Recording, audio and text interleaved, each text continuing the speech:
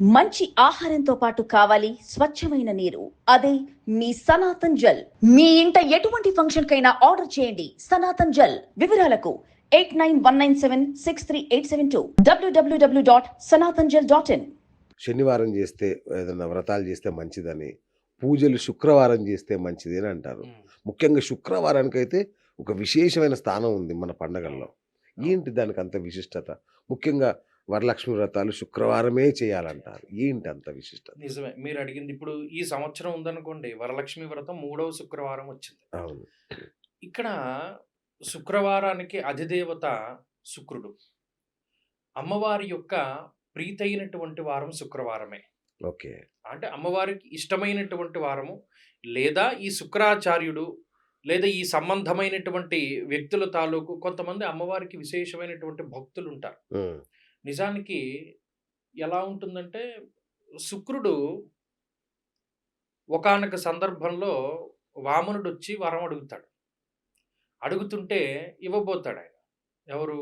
ఆ వామన అవతారంలో ఎవరినైతే భూమి కిందకి తొక్కేస్తాడో ఉమ్. ఆ మహారాజు గారు వరం ఇవ్వబోతాడు.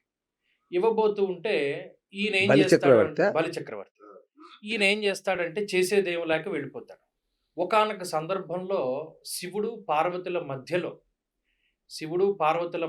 ఉంటాడు. ఈయన మధ్యలో ఉండి ఇలాగే కమండలంలోంచి ఒక ధార కింద ఎవరో ఒక మహర్షో లేకపోతే ఏదో సందర్భం ఉంటుందో చిన్న కథ. ఆ, ధార కింద పోయిపోతూ ఉంటే కమండలంలో దూరుతాడు ఈయన.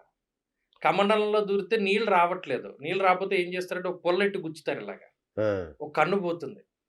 అచ్చా, అందుకే ఒంటి కన్ను శుక్రాచార్యుడు. ఆ ఉమ్, ఒక కన్ను ఉండదు. అలాగే ఈయన ఒకానొక సందర్భంలో శివుడి వీర్యం ద్వారా బయటకు వస్తాడు. అంటే ఆ మూత్ర ద్వారం ద్వారా బయటకు వస్తాడు. ఓకే. ఆ బయటకు వచ్చిన సందర్భంలో అమ్మవారి యొక్క విశేషమైనటువంటి అనుగ్రహం శుక్రుడి మీద ఉంటుంది. అచ్చా. అందుకని ఒక బిడ్డలాగే శుక్రుడిని చూసుకుంటూ ఉంటారు. Right, ఇప్పుడు right. వినాయకుడు ఉన్నారు. అవును. ఆయనకి సంబంధించినటువంటి కథలు కొన్ని ఎలా ఉంటాయంటే, ఇలా అమ్మవారు బయట ఉంచారు, శివుడు వచ్చి తలకాయ తలకాయ ఇంకొక నరికేశాడు. కల్పాంతం కథే ఉంటుంది. నవగ్రహాలన్నీ వినాయకుడిని చూడడానికి వచ్చినప్పుడు శనేశ్వరుడు తలకాయ పైకెత్తడు. ఎత్తు నువ్వు అని అమ్మవారు అనేసరికి ఒక్కసారి చూస్తే ఆయనకి ఇలా జరుగుతుంది ఆ దృష్టి పడడం వల్ల అని ఇలా కొన్ని అంటే ఓకే. కల్పాంత భేదాల్లో వచ్చినటువంటి కథల ద్వారా కొన్ని భేదాభిప్రాయాలు ఉండొచ్చు. ఓకే. కానీ శుక్రాచార్యుల వారి యొక్క ఇది అమ్మవారికి శుక్రుడు అంటే విశేషమైనటువంటి ఇది ఉంటుంది. ఇష్టం. ఓకే. అందుకని మీరు గమనించండి. అలాగే చంద్రుడు కూడా అమ్మవారికి విశేషమైనటువంటి భక్తుడు, ఓకే. చాలా గొప్ప భక్తుడు.